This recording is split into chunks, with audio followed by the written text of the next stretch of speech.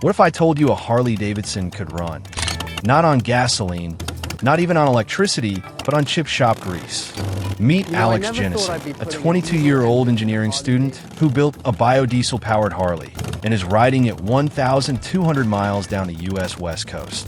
The base of this project is no ordinary Harley. It started life as a 1999 Harley-Davidson Heritage Softail Classic, a true icon of Milwaukee steel. With its wide fenders, studded leather saddlebags, and triple headlight setup, the Heritage was made for timeless cruising comfort. It was also the last Softail generation with a separate engine and gearbox, the very reason Alex chose it, making it the perfect canvas for a radical diesel heart transplant.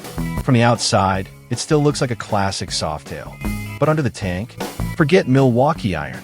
This beast is driven by a 3-cylinder Kubota tractor engine, modified to run on biodiesel made from used cooking oil.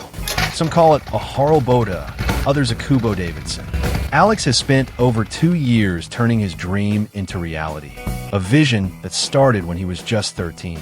The result, a 1,647 cubic centimeters diesel lump pumping out 34 horsepower, enough for the highway, with torque for days.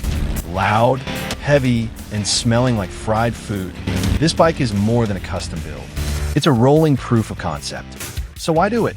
Alex believes batteries aren't always the clean solution, pointing to the dangers of cobalt mining and the challenges EVs face in freezing climates. His biodiesel tech, first designed for his university's 400-vehicle fleet, could cut CO2 emissions by 74%. Now, on his West Coast ride, Alex is stopping at schools, Harley dealerships, and Kubota shops to prove that clean fuels can work on the open road.